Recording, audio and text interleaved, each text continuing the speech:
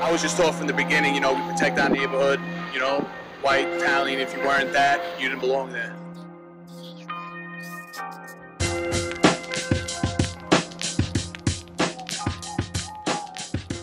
I learned from my older cousins, my older friends, so as I got older, that's all I knew. That's all that was in my mind, just protecting my neighborhood, being Italian, and, you know, just keeping it like that. Bensonhurst was all, it was like a mafia neighborhood. It was all Italians, all mafia, and I want to say when Giuliani came as a mayor, his first thing once he came into office was to clean up this neighborhood, you know? And he did. All the mobsters got arrested, and next thing you know, 5 years later, it's as diverse as any other neighborhood. My ambition at first, I would say, was just to get a job and pay my bills, you know, see what my father was doing, you know what I mean? And this wasn't enough for me, I guess, so I started, you know, I went to high school, I played football. I played 4 years of high school football, and I started dedicating my life to play ball. I started hanging out with other cultures, other people. I've had a lot of friends who were black, Spanish, Guatemalan, everything, you know? And I was hearing stuff from my friends, you know, they would call me race trader, and, you know, you're hanging out with this and that. And once I started hearing that, I knew it really wasn't what it was, you know? And I didn't even care anymore. From there, I graduated high school, and I took a year off. And that year that I took off kind of what set me off and got right back into the gutter. Not as far as race and ethnicity, as far as everything else. Trouble, drugs, fighting, you know, doing whatever we had to do to survive and make a name for ourselves. When I took that year off, it made me realize that, you know, I love football, and I said, you know what, I'm gonna get out of here. I left New York and I went to California. I went to junior college at first. I played my first year. I went to the combine. I was ranked second, third in the combine. I was a preseason All-American player.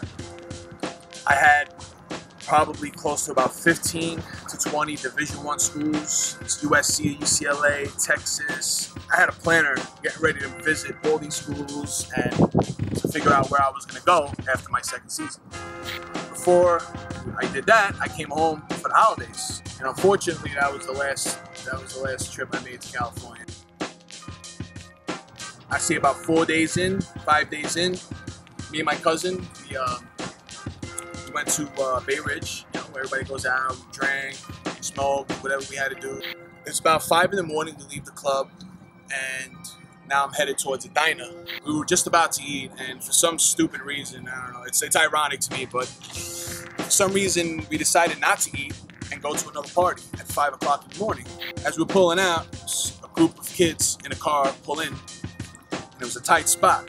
Person, fingers, F you, F this, whatever. So next thing I know is my cousin gets out of the car, he walks towards the car, and 5 or 6 kids jump out of the Cadillac. Hell breaks loose.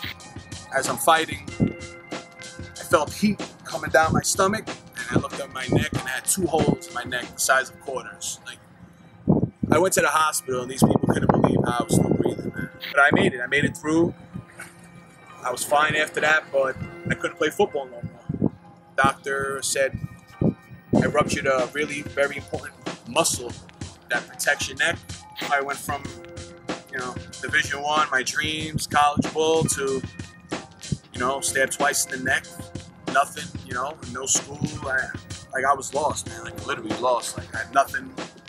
Just what happened to me at the time made me feel like angry, had rage, and I took it out on the world. Came to a point one day I just lost it, and I said, this can't be the life that I'm living. And God answered my prayer eventually. Once I had my daughter, that's when I left the streets for the second time. And I left for good. This time I left for good. You know, I have a quarter of what I had with God in my life, and I feel 10 times. I feel more happy now than ever. Hey, I had all that. And when I had all that, I didn't want it. I had money, I had women, I had drugs, I had friends, I had power, I had it all. And I was the most miserable person you'll ever meet. Even though you have everything you want, it's what's significant, everything else.